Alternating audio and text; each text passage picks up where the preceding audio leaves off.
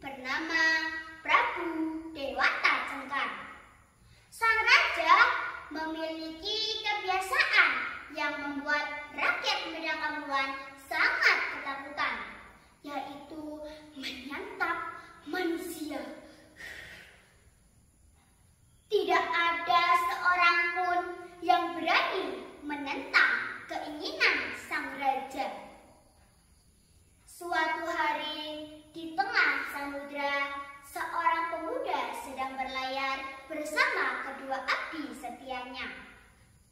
Pemuda itu bernama Aji Saka dan kedua abdinya bernama Dora dan Sembada. Mereka berlayar menuju ke sebuah pulau yang bernama Jawa Dwipa. Pulau ini terkenal subur dan kaya raya, sehingga Aji Saka tertarik untuk menjejakkan kakinya di pulau tersebut.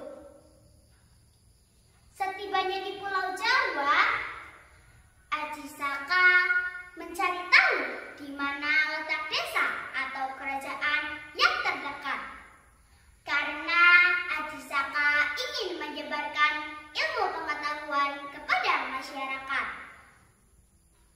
Oleh warga setempat, Aji Saka diberi petunjuk untuk menuju ke kerajaan Medangamulan. Ketika sampai di pegunungan Kendeng, mereka beristirahat sejenak. Di tempat itu, Aji Saka menitipkan keris pusakanya kepada Sembada. Sembada, jaga keris ini dengan baik. Jangan kau berikan kepada siapapun, kecuali saya sendiri yang akan mengambilnya. Sembada pun dengan sigap menyanggupinya. Baik Tuan, saya akan menjaga keris ini dengan baik. Perjalanan menuju Medangamulan dilanjutkan bersama Dora. Di tengah perjalanan, mereka bertemu dengan seorang janda tua yang bernama Nyai Sengkaren. Aji Saka memuji negeri Medangamulan yang begitu subur dan makmur.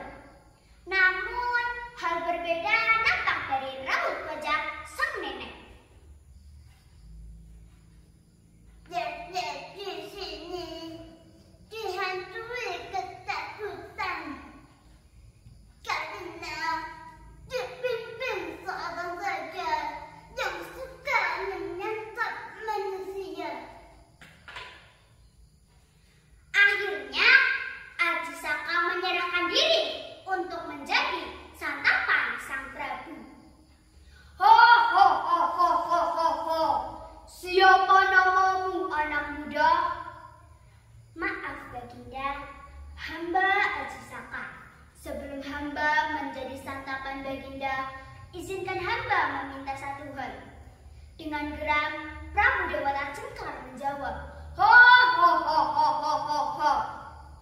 Cepat katakan, apa permintaanmu? Aku sudah lapar. Aji Saka menjawab, hamba hanya meminta sebidang tanah sebesar kain yang hamba bawa. Aji Saka segera mengulurkan kain yang dibawanya dan menyuruh Prabu Dewata Cengkar untuk memegangi ujungnya. Prabu Dewata Cengkar terus berjalan mundur hingga ke tepi laut selatan. Tiba-tiba Aji Saka menyentapkan kainnya hingga Prabu Dewata Cengkar tercebur ke laut. Dan seketika tubuhnya berubah menjadi buaya putih. Rakyat Medangamulan bersorak-sorai atas kekalahan Prabu Dewata Cengkar dan menobatkan Aji Saka menjadi raja di Medangamulan. Suatu hari, Aji Saka teringat dengan abdinya yang sedang menjaga keris pusakanya di Gunung Kendeng. Dora, ambil keris pusakaku di Gunung Kendeng. Katakan kepada Sembada bahwa aku yang memerintahkannya. Sembada pun segera pergi ke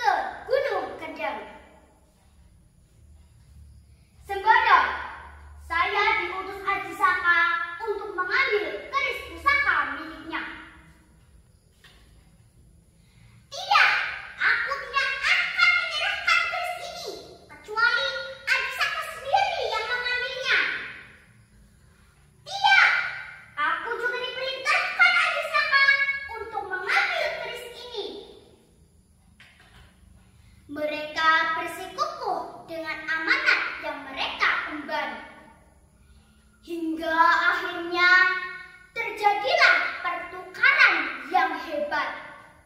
Sementara itu, di istana kerajaan, Aji Saka curiga karena Dora tak kunjung tiba. Aji Saka segera menyusul kedua abinya di Gunung Kendeng. Setibanya di Gunung Kendeng, Aji Saka terkejut karena kedua abinya telah tewas